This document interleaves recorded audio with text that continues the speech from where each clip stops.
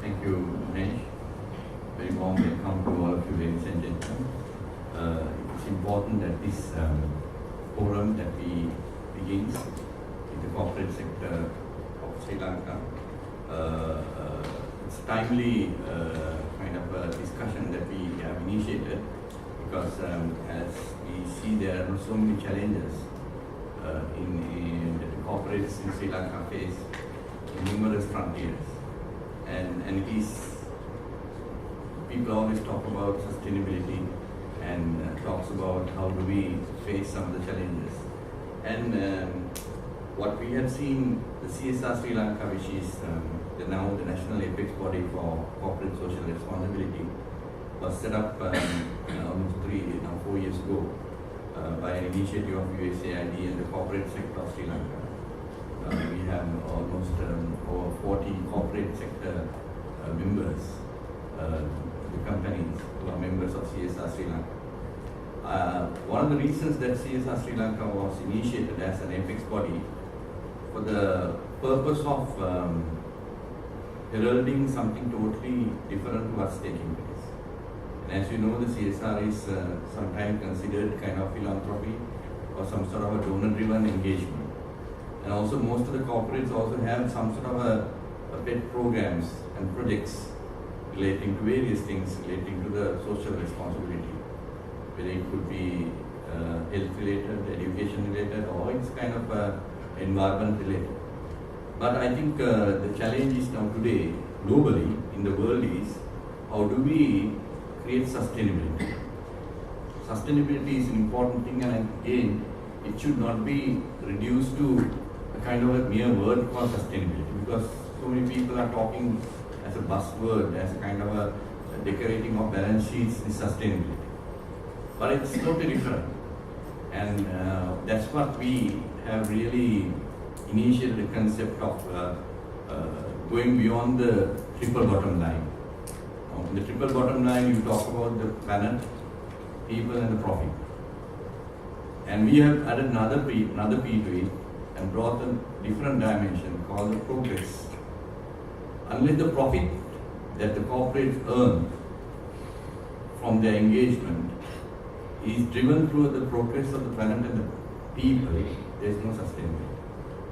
When you talk about the people, you have a number of stakeholders. Any corporates have a shareholder, employees, customers, society, and the environment. In the process of doing your normal business, you need to make sure that you don't sacrifice one for another. For the interest of the shareholders, you can't sacrifice the interest of the employees, customers, society, or the environment. And if you sacrifice one of the stakeholders, there's a question mark on your sustainability. And that's what we have seen globally and in Sri Lanka, that there is challenging issues to the corporates as a result of that they were trying to sacrifice one for the betterment of the other. And that's not possible.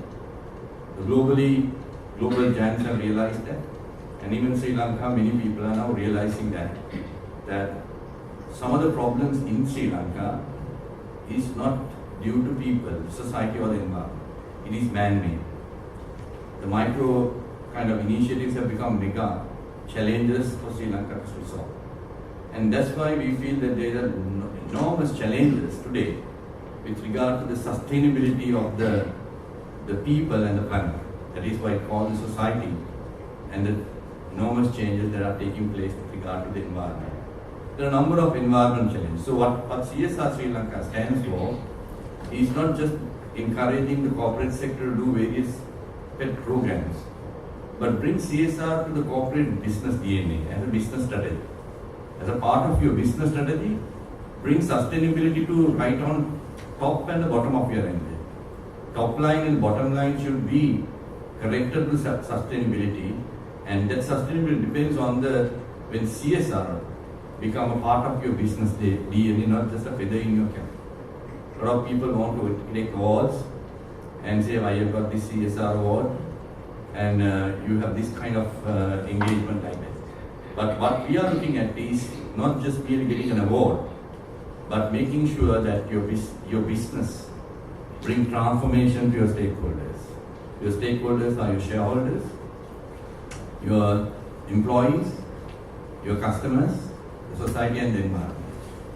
And I think there are many challenges with some of the corporates who are responsible for environmental pollution, the health-related issues, the poverty-related inequalities.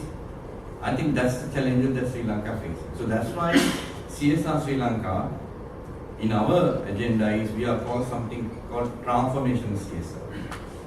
CSR 2.0, not the CSR 1.0, which is donor-driven, philanthropic-based kind of engagement. But making CSR part of the business DNA of the corporate. And that's where today we are discussing about the impact of the climate change, because it's relating to the planet and our environment. And how has the corporates who represent in this room have been responsible to safeguard the interest of the environment, treating environment as a stakeholder and giving that due recognition, giving that due kind of return to the environment. And I think that's where we see so many discussions taking place.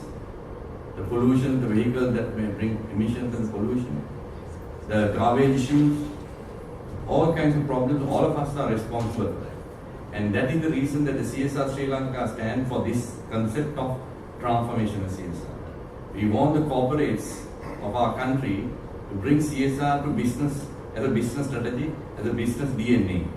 Not just doing some project and say, I have done this project for water, I've done this project for education, I've done this project for sanitation, I've done this project for something else. But ensure that in the process of your doing business, because so many corporates are doing small projects, but in the process of doing their normal business, they have damaged significantly the society and the environment. That means the people and the planet. So that's why we feel that the profit has to be driven to the progress of the people and the planet, then there is sustainability. And that's exactly what CSR Sri Lanka stands for. We have done a number of initiatives in this regard since 2013. We have brought this concept of transformation CSR, and we still try to work with the number of key stakeholders. We have a number of programs that is going on. We have matchmaking program, our Mahoga platform trying to connect the corporates to the other stakeholders to drive this transformation. So it is in that context, CSR Sri Lanka stands for a very holistic 360-degree approach of making our stakeholders bring that transformation and the corporates take that responsibility. So what we drive is not CSR, I say corporate social responsibility, we drive corporate sustainability and responsibility so that the corporates take the big responsibility, not only their sustainability, but the sustainability of the people and the planet, and then the progress together. Thank you, ladies and gentlemen.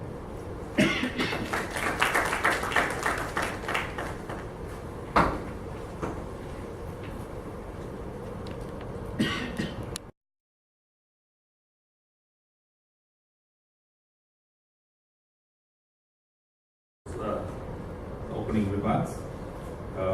One of our key focus areas as CSR Sri Lanka is to, in the light of corporate social responsibility, is to bring about the awareness and the most updated professional awareness on the topical subjects.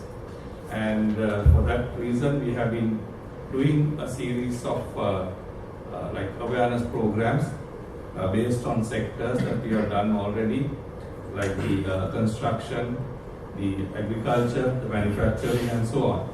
And our team of CSR in CSR Lanka, who organizes such events, felt that one of the key important topics for discussion right now, this timely topic, would be this one.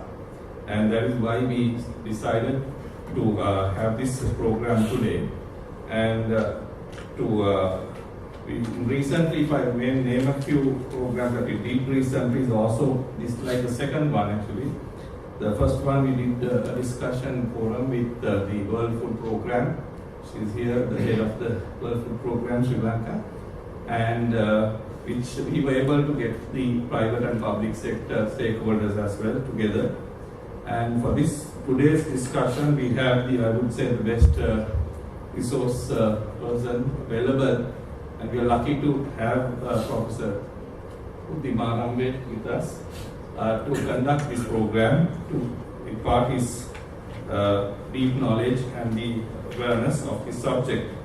So let me briefly introduce Mr.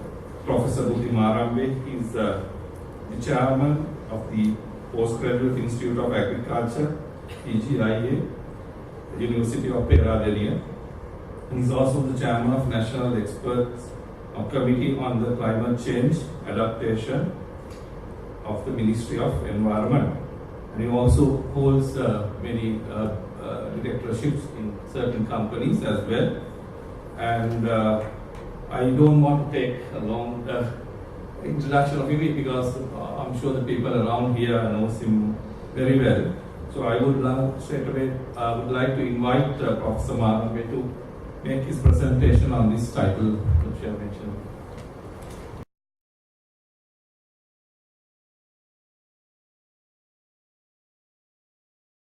For inviting me to be here to deliver this short talk on climate change related matters in relation to business sustainability.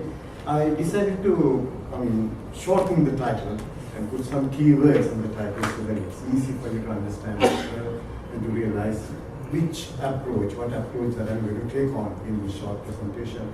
I'll be talking to you about climate change and talking to you about the threat, but every challenge is an opportunity. That's what I think. So the challenge, the opportunity, and the responsibility that we have in the future, present and future, with respect to tackling climate change issues in this country as well as in the global scenario. The first few slides that you will see will be dealing mainly on the climate change matters. Just to summarize what's happening at the global level, and then I will be moving on to Sri Lanka scenario to let you know from different angles how we have felt climate change, and then I will move on to the business issues and try to bring in examples from the global arena, how business leaders in the world have felt the impact of climate change and what their line of thinking for future in dealing with it, and also as responsible global citizens, how we are going to contribute to mitigate the impacts of climate change and the contribution towards climate change. There's one important thing, not to challenge your intellectual ability, but to bring everybody onto the same platform. People blame greenhouse gases, saying that they are the main contributors to climate change. People talk about the greenhouse effect, saying that that has created climate change. But please remember, greenhouse effect is a natural phenomenon. Greenhouse effect has made this world livable. If not for the greenhouse effect, the global temperature would have been minus 16 degrees Celsius, and no individual would survive. So it's thanks to the greenhouse effect we have been living. There have been human population, there have been organisms alive on this planet Earth. But the issue is that expanded greenhouse effect, enhanced greenhouse effect, thanks to the action of us, human beings. From the time the Industrial Revolution started, people say 1850, for example, due to anthropogenic activities, the release of greenhouse gases to the environment has taken place at a very rapid rate than would have been expected. And that has created this enhanced greenhouse effect. In other words, the world is getting warmer at a rate than it should have been, simply speaking. And that's why we are worried right now, due to our own action, our own activities. And now we are trying to think together collectively to see how we can get rid of this problem. Not as simple individuals, as academia, as scientists, as business corporates, we all on the same line. And I will also be talking to you a few things about the actions taken by the government of Sri Lanka. We are not just trying to see everything goes business as usual. No, the government of Sri Lanka has been proactive on this. I can vouch for that because for the past 5 years I've been in the carbon delegation for climate change negotiation. I was happy to be part and parcel of the discussion that took place for signing the Paris Agreement in 2015 as well. For certain decisions where 135 developing world have got together, pressurized the developed world, the Annex I parties as we call them, about 48 countries, to come to an agreement to ensure that we make together the whole world a more livable one in the future. But once again, going back to the original thing that I was talking about, please don't think we can totally remove the impact of climate change now. What you are trying to do is to at least to minimize the rate of things happening to ensure that it could benefit us and benefit our younger generation, our daughters, our granddaughters and grandsons and so on. So that's the whole idea of this short presentation that I'm going to make. And please stop me at any given time. If you have issues which you do not agree, please stop me at any given time. So otherwise it will be boring for me for talking. And I know it's not a good time to talk and the worst time to listen to some other person talking, isn't it? So let's try to make it a more, although I say more discussion, more unless you raise your hand, I will continue. That's exactly what will happen. So just to let you know, though the introduction was given, and my permanent job is being a professor at the Department of Crop Science at Faculty of Agriculture at Peradeniya. That's my primary job, primary duty. And I wear different hats. And one of the key things that is related to this particular program is I'm the chair for the past 6 years of the National Experts Committee on Climate Change Adaptation. There are 2 such committees that have been established by the Ministry of Environment. One committee is on climate change mitigation and one is on adaptation. Climate change mitigation committee is chaired by Professor Sumati Pala and I'm chairing the adaptation committee, and each committee comprises of 30 members. And to date, there have been no real proactive movement to get private sector involvement in it, but at the previous 2 meetings, there was a firm decision that had been taken that we have to have representation from the private sector in these 2 committees so that we can work together in the future. I mean, we blame the private sector. We say private sector is the engine of the growth, and some people say the engine is corroded to a certain extent, but even to get it oiled, we have to work together. I mean, I'm not saying it's not truly in a negative note, but it's important that we work together in the future. So that's an important point. And I mean, the class at the beginning looked to me as if I'm in front of my undergraduates, because now the front rows are full. In undergraduate classes, usually front rows are empty. And you always find at least one lady is sitting. There was only one lady earlier. So there was quite a resemblance earlier. Everything has changed now. So it's a more business type of forum right now. The 2 photographs that I'm going to show in a while will tell you the whole story about climate change. This is the only slide I usually show the students saying that the climate change is taking place. How do we feel climate change? Mainly by global warming, because the temperature is higher, we feel it. When the rainfall is low and high, we feel it, and those are the 2 major issues, 2 major indicators for us to say climate change is taking place.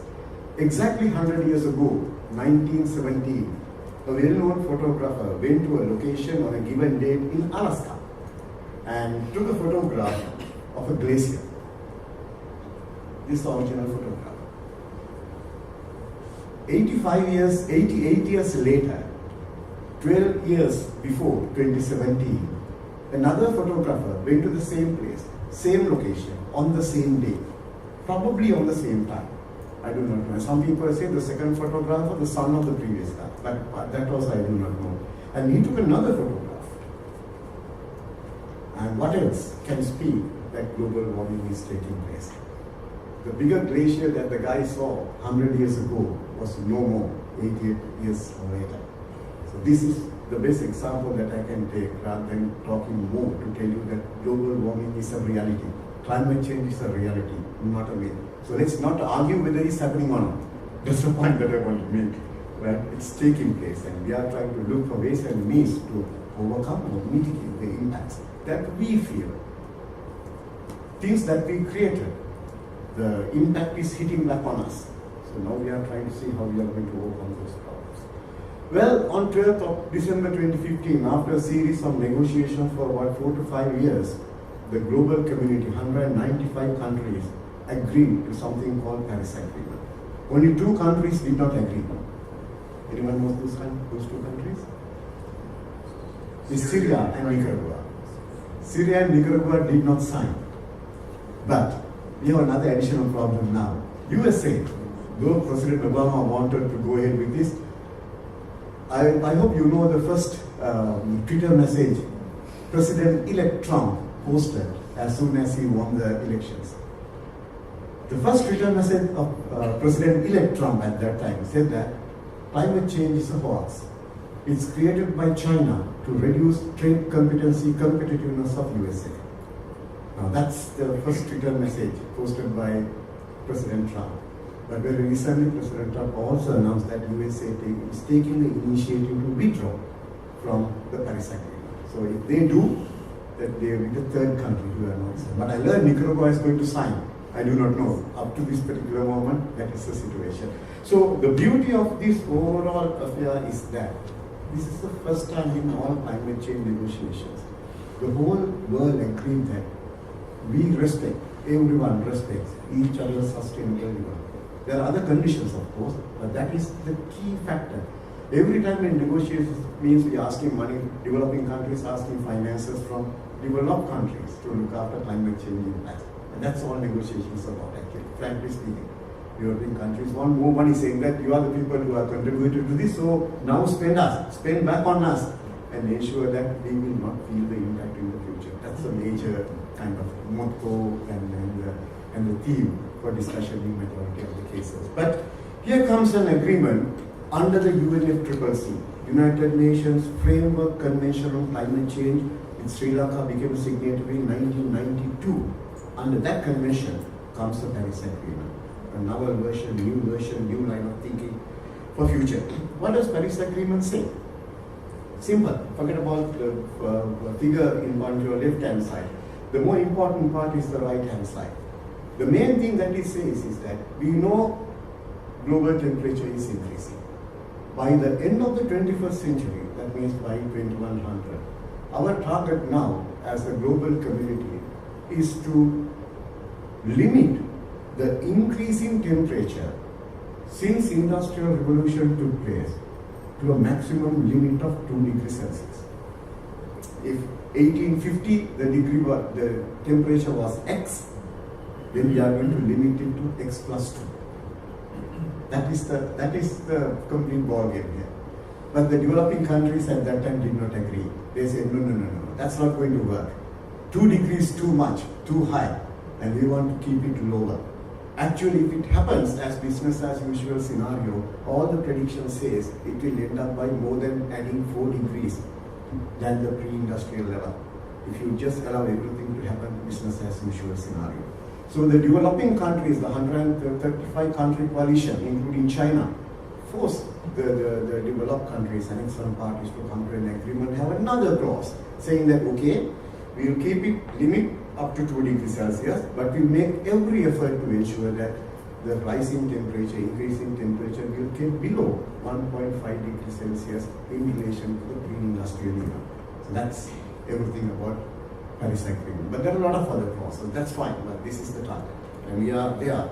And the other difference in Paris Agreement is that every time the developing countries have been blaming the developed countries, saying that you have emitted more and cut down your emissions.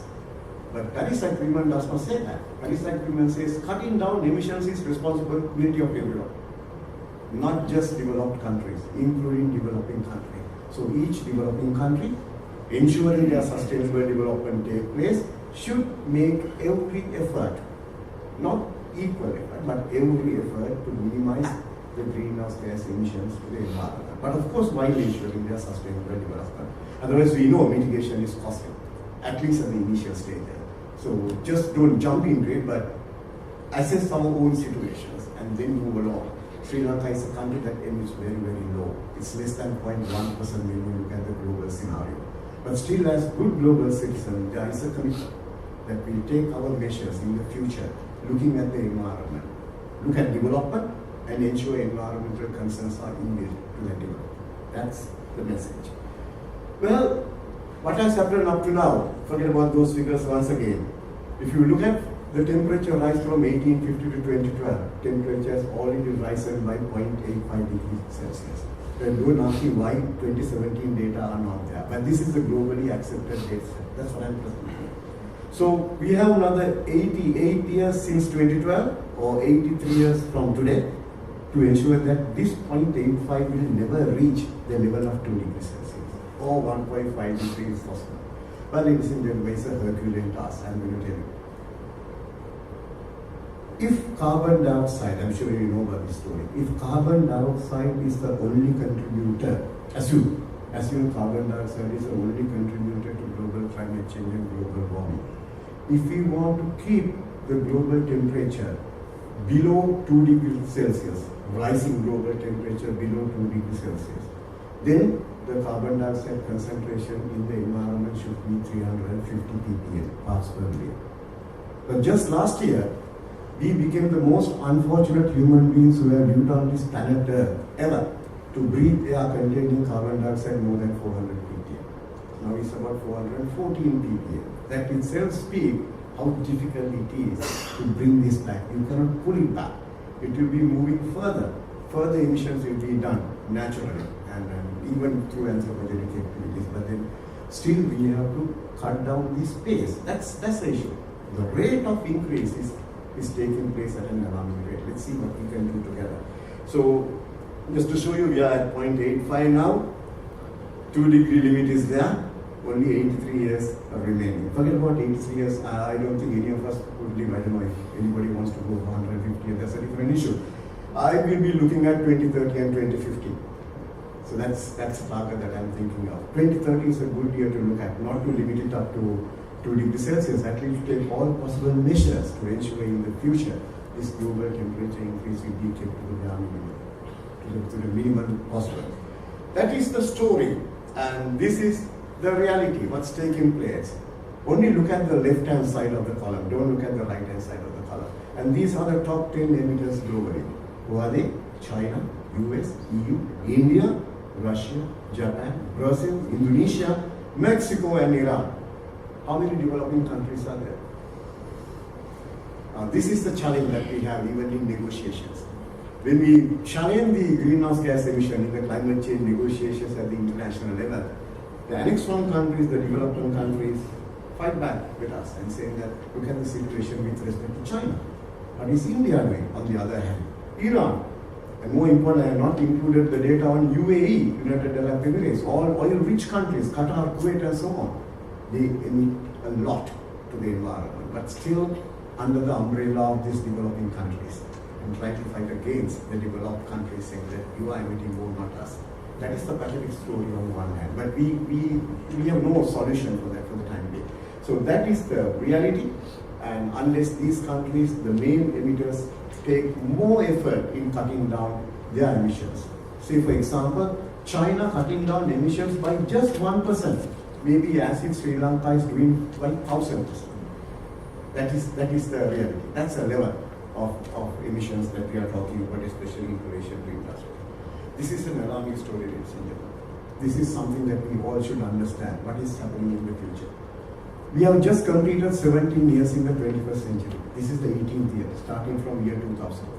And if you look at the 17 most warmest years since human civilization take place, 16 of the 17 warmest years have fallen after the year 2000.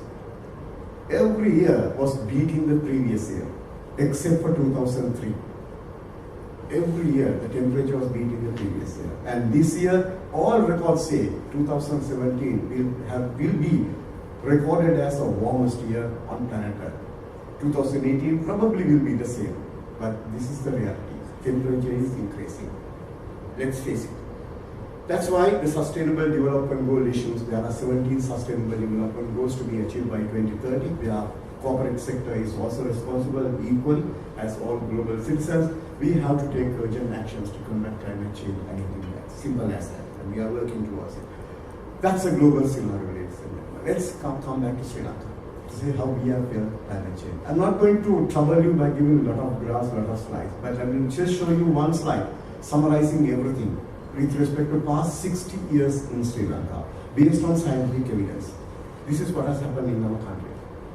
For the past 60 years, the temperature has been steadily but continuously rising at a rate of 0.01 to 0.03 degrees Celsius per year. Remember, for the past 60 years, multiply this value by 60. Then you can see the temperature that has increased, the level of increase in the past 60 years. Droughts and floods have increased. I'm sure you have felt it, you have seen it, and your business must have been affected on one hand. High intensity rainfalls, landslides have increased over the years. tornado type winds. Before year 2000, I don't think there were even any records of people have seen tornado type winds. Now all of a sudden, after year 2000, we are talking about tornado type winds. Intense lightning strike, number of people being hit by intense lightning strikes has increased. Now somebody was asking me, why do they go out at the time there's lightning? But can't tell, right? But that's the intense number of intense lightning strikes. Total number of dry days increase, warm days increase, and the last bullet is the point. We all start feeling about the it's not warmer, the warm nature of the climate when we go to bed. And the number of comfort nights have decreased. And number of fans and number of air conditioners operating have increased over the past years to ensure a good night's sleep for us. And that is the situation. In reality, what has happened over the past 6 years. It's happening today and will happen in the future as well. You cannot stop that. We have seen more photographs of this nature appearing on newspapers and news items. Floods and droughts. The biggest worry is floods are followed by droughts and droughts are followed by floods. Killing agriculture, actually. Why I'm talking about agriculture is close to my heart. But on one hand, please remember, for me and for everyone, food security is national security. We may have won a war, 33-year-long war, but without food security, no war, we will never win wars. The countries invade others to ensure their own food security, the invaders' food security. It may seem like you're trying to get the oil-rich countries onto your own grass, but the real story behind is to ensure your own food security. So food security is national security. Full stop. There's nothing beyond that. And that's the limit and that's the max that we're talking about. Our forefathers, ancient kings, saw this. That's why we are proud of talking about hydrological civilization in this country. They may not have understood something called climate change, but I'm sure they have experienced variability in the climate. They must have seen in part of the year there's more rainfall and the other part of the year there's less rainfall. So the kings and their purohitas, unlike today, must have had good purohitas to tell the government, the ruling king, saying that, look, we have to do something to ensure animals, human beings, and agriculture should be taken care of during the time period where there is less water. So what the kings did, they dig up structures to store excess water during the rainy periods and to use it for human drinking, animal drinking, as well as for agriculture. And those are the reservoirs that we are talking about nowadays. We still enjoy that luxury. Thanks to those, forward-thinking nature of our kings, we have survived today. And our food security, at least, being taken care of. I'm sure you know you have experienced the world food price crisis that took place in 2008 and 2011.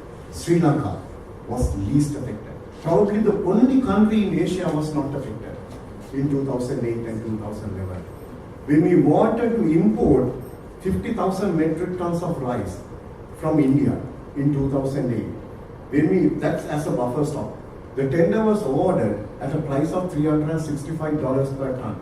India, within one night, even after awarding the tender, say that we are increasing our price to $1,000 per ton. That's exactly what happened.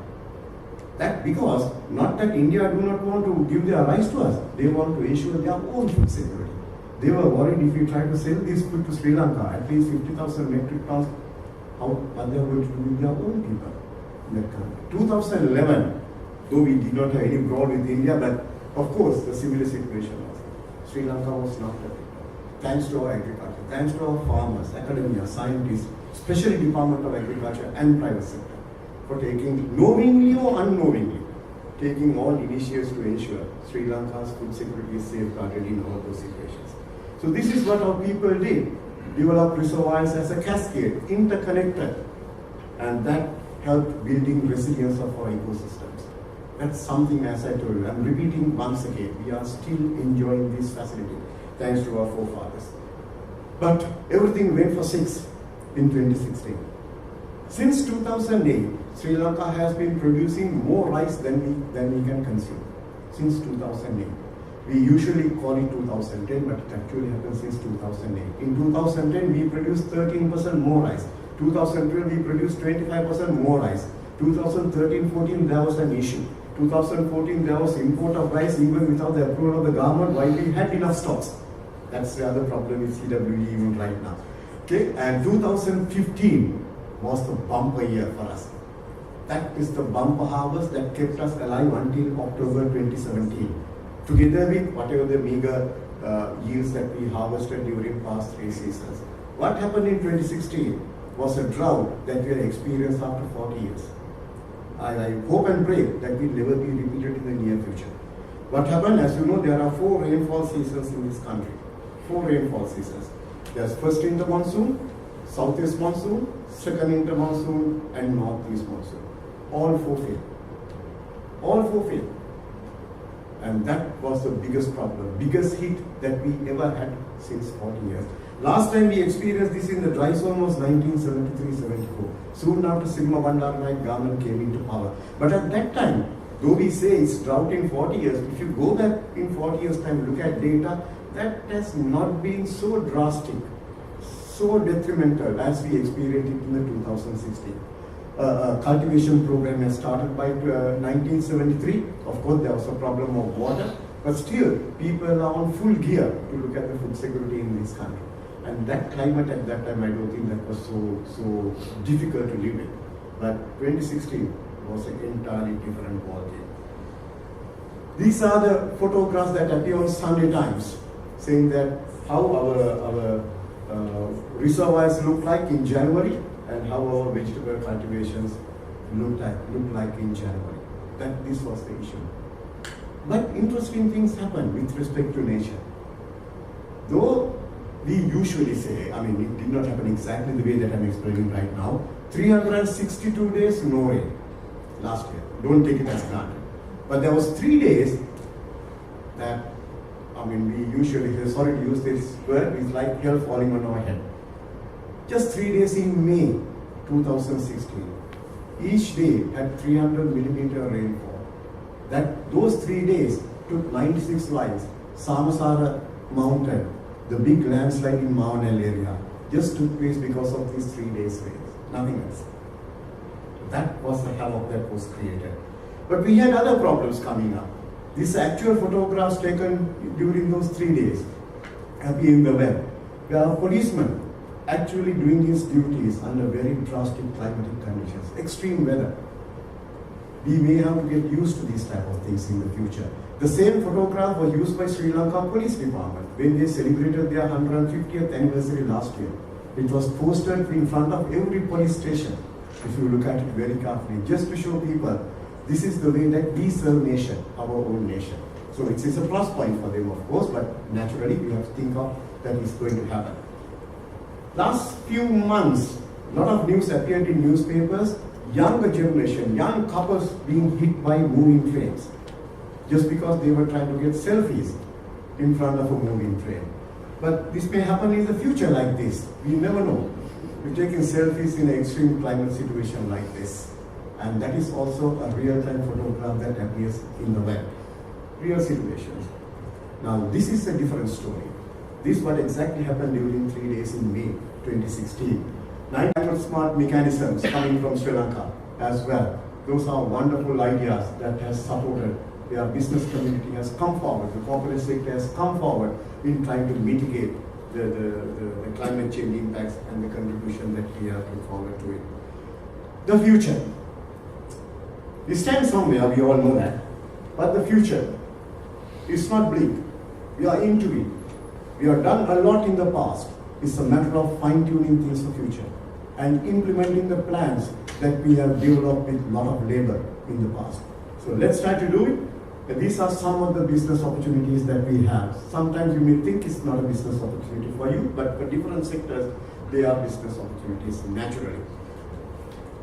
It's a kind of shopping list, but I'm not going to read through it. Let's see how it goes. I will open it up for discussion when we have time, and this is the way I think the future should go here. Last 3 slides. I'm going to present you, last 4 slides, I'm going to present you 4 cartoons. Cartoons drawn by Mr. Avant Article, a well-known cartoonist. I've never seen that guy, never met that guy, but I love those cartoons.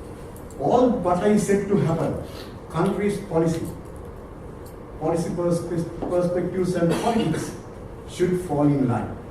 unless we have a strong backing from the government of Sri Lanka, nothing will happen. We know that. I mean, you have experienced much more than any one of us about the policy of the government. The biggest problem is the myth in policy and politics. We cannot have this repeated. We cannot have this repeated anymore. We cannot look into divine powers to solve our problems. Let's go ahead having science in mind and forget about the person, the characters, but just look at the cartoon only. And forget the politicians. Look at the academia and scientists. The pathetic story in the past is we have started blaming Western science. While blaming Western science, we are thinking of our local science. If this is the way the decisions are going to be made in the future, we are done for, even without climate change. Okay, so that is something. I'm not telling this to you naturally, but whoever listening somewhere can take this message to the leadership in this country and challenge with all these coming together, ladies and gentlemen, is we are covering the truth with untruth, and that affects the decision making to the maximum. This is what we have been doing in the past. Let's not do it in the future, at least starting from today. Let's work we can do it only by working together. You may think academia can go and tell anything. We have our freedom of expression, true. Though we have a freedom of expression, that's why I'm talking like this, because we have freedom of expression. We have been given a freedom to go and talk and tell what you think, openly and frankly. And we have been telling this to people, telling this to high authorities, but still more mouths should come in. And numbers matter in most of the cases. So let's try to work on these things. And Vision 2025 was released very recently. And that says, to enable these means all what I said at the beginning. Enable these. We will undertake fundamental reforms in governance. Thank God if it is happened. If not, this is where we will end up. We have a blue team policy and the rail will never continue. This is what Avanta article drew several years ago, and I love these 4 cartoons. Every time when people ask me to tell about present day agriculture, I just put those 4 cartoons, and that's what agriculture is. So thank you very much, ladies and gentlemen, and I hope I have done justice to my invitation extended to me.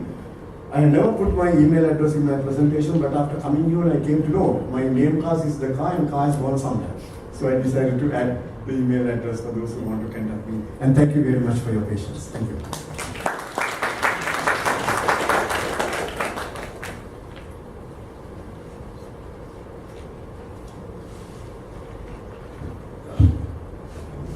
Surely, Mr. Professor Narumbe has done justice to the invitation, more than justice to the invitation. Thank you very much for that very comprehensive and detailed presentation, revealing a lot of facts that maybe I'm not aware of, maybe some of you also not aware of, and enlightening us on those, and more importantly, touching every aspect that we expected to hear from you. So that's the most important thing that we covered from the global perspective to local, what is there for us in future, what needs to be done. So that's what exactly we were looking for. So thank you very much for that presentation. We also we know that the companies or the private sector have been alert on these, they are aware of some of these things, and some companies have already taken action in their businesses to move on the way that is required to be moved. So we felt that it's important that we share at least one of those companies who have engaged in this cause of minimizing the environment damages. And we have with us a representative manager from the Aitken Spence Group to make a brief presentation. I would like to invite Mr. Priyanta Disan. In the Mahavali system, Randanigala is less than 15% capacity. Some people say it's even 8% right now. So let's go up to 15% to have self-satisfaction. Seranayaka Samudra, that feeding Ampara district, is less than 15%. And majority of the reservoirs are running at a capacity of less than 15%.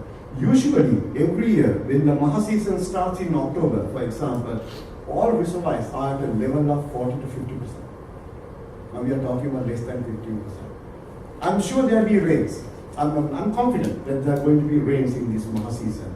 But I doubt whether the rainfall will be adequate to fill up the reservoirs. unless there's a cyclone or typhoon.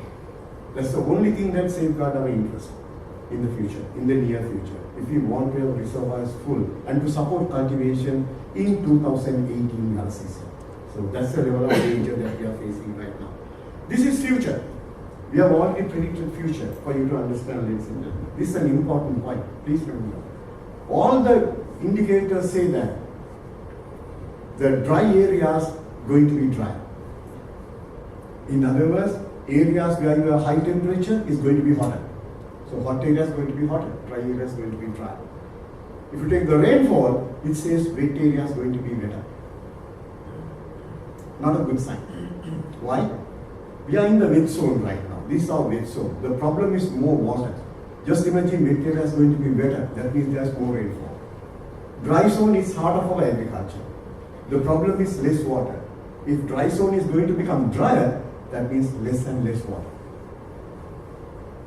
That is where we have to think together collectively, bring in technology, bring in knowledge and know-how to ensure that agricultural production as well as our food security and all the technologies that you are talking about, your industries for example, will boom together with all the information that is being available. I'm just taking an example from on agriculture right now because my field is agriculture.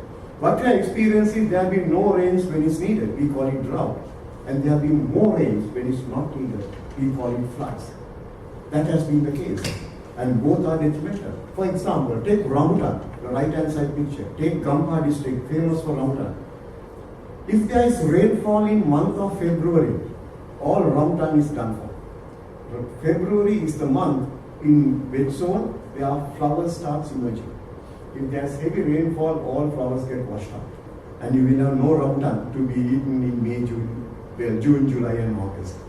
That's one thing. If there's a drought, if the whole February has no major rainfall, of course, Rambutan can be eaten at a cheaper price because there will be bumper harvest. More flowers, more fruits naturally. Take the rice crop on your left hand side. If the temperature increases, by 4 degrees from the normal level at the time of flowering, 90% of the pollen produced by rice will be sterile. And that's our culture. Rice is not only agriculture. Please remember, rice is our culture. Rice is our culture and our livelihood. And that is all that's going to get affected at that level. So this is something that we should never forget in our future planning.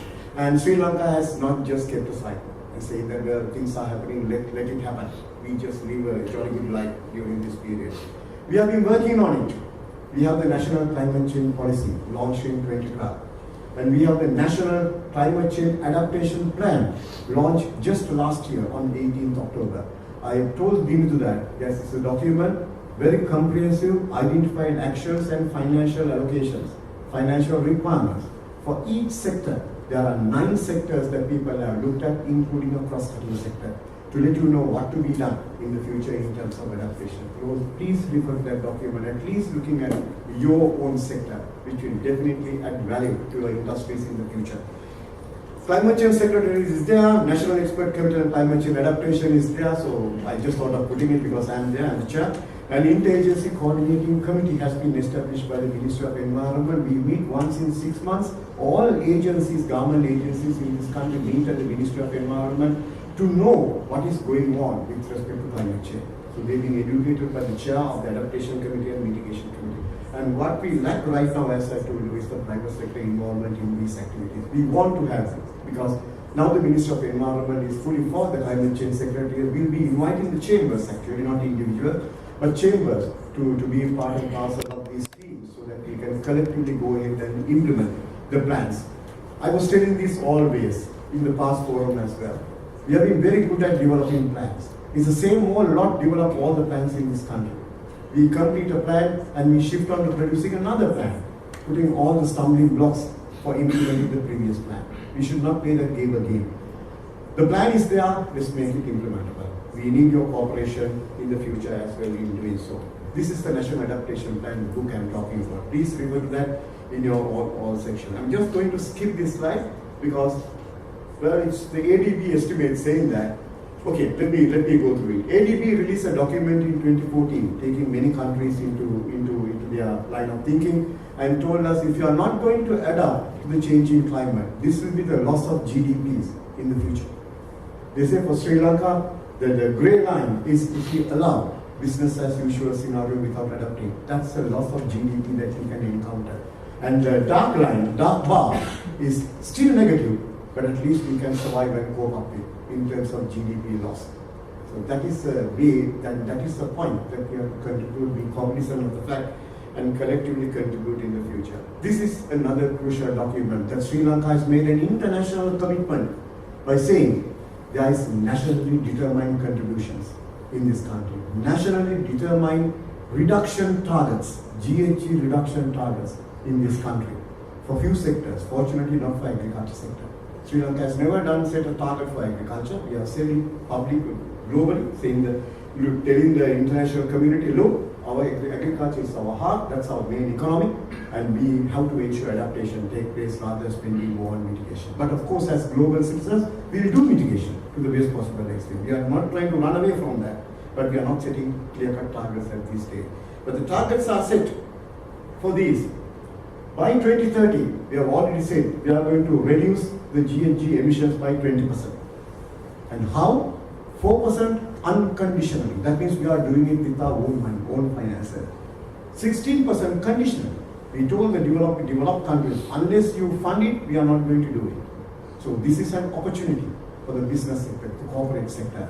It's a green climate fund that is going to come into rescue. The green climate fund is expected to start on with $100 billion US per year, starting from 2020.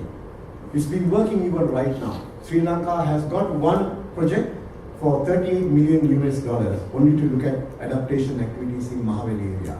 Sri Lanka has submitted another project, the government has submitted another project for $30 million US. Again, looking at the UN RED, that's totally mitigation aspects. And of course, those things are still being worked out. So those are the two proposals that we have. But it's open for private sector, but coupling, joining hands with the government. That's the important part. You have to join hands with the Ministry of Environment, especially the Climate Change Secretariat, in trying to tap this huge sum of money that is waiting over there in order to be used and spent for a worthy cause, especially with respect to climate change. And other sectors, transport, industry, forest and waste together, we are committed that we are going to make it 10% lower than P8 right now. That 10% comes, 3% unconditionally. We'll do it. That's what the President's motive. President said, His Excellency says that we'll be increasing our forest cover from mere 29.6% nowadays up to about 32%. That's the target in terms of forest cover. So that's our own way of thinking, own line of thinking. And 7% comes conditionally, unless we have finances. We are not going to contribute. So this is the point, this is the opportunity. Through these challenges, the corporate sector has to move along with. 17 sustainable development goals. Don't think that the corporate sector has been left out. Look at the sustainable goal number 9. It says industry, innovation, and infrastructure. That is the point that I'm going to come right now. Climate change and business sustainability. We all have talked about climate change. We have seen the impact that has been made. But how are we going to look at it in terms of sustainability of the corporate sector, sustainability of businesses? We know your main responsibility is to shareholders, your workers. As Chandra quite correctly said, yes, there are different categories of people that we mentioned. And some people might think, why care about climate change? We are responsible for shareholders. We are not responsible for the climate, on the other hand, or the environment. But there are important messages in this context. Citigroup, well-known consulting group, came up with this very alarming statistics, saying that rampant warming will shave up to US $72 trillion of the world's GDP if we don't take any action by 2030. That's the level of threat that we are facing. And it will reduce average global incomes by nearly a quarter. That will affect us. Please remember that. And that is what the Nature, a more science-based magazine, says. And those will definitely create a toxic environment for business. Naturally, that's what the climate change is going to end up. And that's where it threatens the sustainability of your businesses. And remember, investors are not immune. They are not an immune breed. Everybody is sensitive, susceptible, They are exposed and they are vulnerable. And that's something that we should never forget with respect to this climate. And a lot of corporates in the global level have felt the pinch. And these are two such cases, the case studies that I'm going to take you, just summarizing what has been said. The CEO of Unilever said that, Unilever, not Sri Lankan Unilever, but I'm talking about the global Unilever. They have had sales for $52 billion US in 2014. And what the CEO said very recently is that natural disasters linked to climate change cost the company about $330 million a year. But that's what the CEO said. It was such a huge company. Let's come to another company, the CEO, the manufacturing firm Avery Dennison. This is what he said. If we want to stay in business in the long term, for the long term, contributing to the fight against climate change is just a smart strategy. So be smart. That is the request from the corporate sector as well. This is what the Harvard Business Review said after interviewing many people in the globe. Well, a lot of questions come up every time when we say go green. A lot of people ask from us, we cannot afford. Can we afford it? It's costly. Naturally, green technologies are costly at the beginning. We have to be cognizant of that fact. But remember, in the recent past, there's a dramatic plunge in cost or the price of eco-friendly technologies, especially the renewable energy. And there's a rise of carbon pricing in developed countries. They are being taxed depending on the amount of GHGs that they emit. That will affect in turn our own corporate sector as well, unless we know what's going to happen in the future.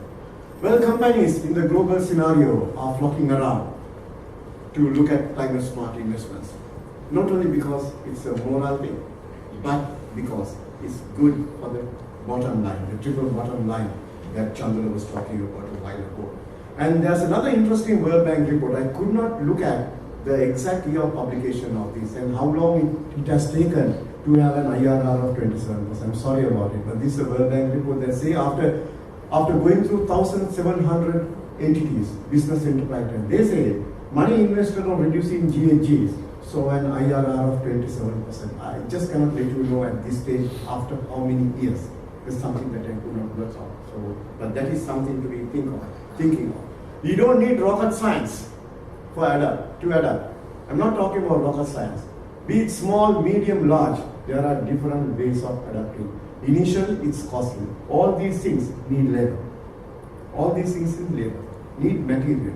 Once done, if you can do it at least in the small scale, the returns that you are going to get is definitely going to be high. This is thatching. Water, simple irrigation techniques, ensuring no weed growth and no moisture loss, securing the soil in the long run. We have already seen these things happening in the dry zone in Sri Lanka, collecting rainwater, the rainwater harvesters, making maximum use of the limited water available, not to drink, but to ensure that they be used for other purposes at the household, including agriculture sometimes in the home gardens. Now those are simple technologies that we use. What can the corporate sector do in this case? We know many people are going for this type of facilities, the storage facilities, knowing that there are bumper harvest in one cases, knowing that we need storage facilities, warehouses in this country to store grain. This is a type of investment that are brought in by several private sector organizations. I must add to all these things the industry that has contributed especially in reducing GHG emissions by limiting especially the refrigerators which do not contain ozone releasing or GHG releasing GHG emitting material. That has been a success story. But I still feel, I was talking to one gentleman who are here, well, you from Singapore, but the idea is that we need more propagation of that type of idea. It's not that our